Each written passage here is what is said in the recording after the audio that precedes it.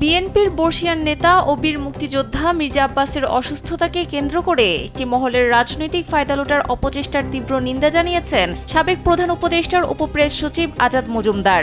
শনিবার মধ্যরাতে সামাজিক যোগাযোগ মাধ্যম ফেসবুকে দেওয়া এক পোস্টে তিনি এই সুবিধাবাদী রাজনীতির কড়া সমালোচনা করেন।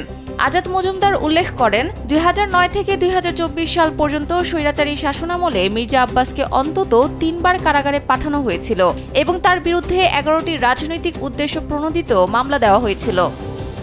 স্যান্ডেলিনা সো, রূপচর্চায় আভিজাত্য। তিনি ক্ষোভ প্রকাশ করে বলেন, মির্জা আব্বাস একজন বীর মুক্তিযোদ্ধা হওয়া সত্ত্বেও অতীতে সেই মানুষগুলোর কাছ থেকে এক বিন্দু সহানুভূতি পাননি, যারা এখন তার জন্য কুমিরের কান্না কাঁদছেন। মূলত শত্রুর শত্রু সমীকরণের কারণেই এই মহলটি এখন মায়া কান্না দেখাচ্ছে। বর্তমানে তার অসুস্থতার জন্য রাজনৈতিক প্রতিপক্ষকে দায়ী করে ফায়দা লোটার যে চেষ্টা চলছে তা মির্জা আব্বাসের কোনো উপকারে আসবে না বলে তিনি সতর্ক করেন। সবশেষে লোক দেখানো ক্ষোভ পরিহার করে বর্ষিয়ান এই নেতার সুস্থতার জন্য সবার কাছে আন্তরিক দোয়া চেয়েছেন আজাদ মজুমদার।